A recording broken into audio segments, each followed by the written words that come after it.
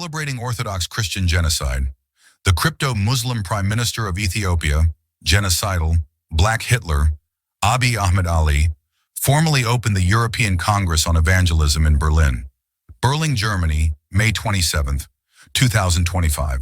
Fake Evangelist and Orthodox Genocide-enabler and current Lobbyist and Evangelical Advocate for Genocidal Abiy Ahmed, Franklin Graham opened the European Congress on Evangelism Tuesday, May 27, with a passionate call for Christians to preach the whole gospel without compromise, warning that a secularized and confused world will not be reached by a watered-down message. These are our orders, he told 1,000 evangelical leaders from 56 countries. Let's preach it with power. Reinhardt Schink, a leading board member of the Evangelische Allianz Deutschland, German Evangelical Alliance EAD, gave a special welcome to delegates who watched a visual media presentation of the history of the gospel in Europe. He recalled how a message of hate emanated from Berlin with the rise of the Nazi Party in 1935, as we Germans exalted ourselves over other people and also over the living God.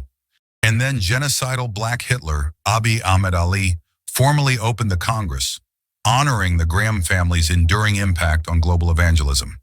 Ahmed highlighted the transformative power of the gospel, not only for individuals but for entire societies, and called for a renewed commitment to compassion, dignity, and spiritual renewal. Noting the decline in Western missions, he encouraged reflection and a return to foundational Christian values, emphasizing the need for genuine global partnerships and continued relevance through love and action. The Prime Minister himself paid tribute to those who spread the gospel across the globe and honored the memory of Dr. Bill Graham, whose love for Ethiopia continues through his family. He further detailed the historical impact of the evangelical movement, rooting it in the Protestant Reformation, later revived by figures like George Whitefield and John Wesley.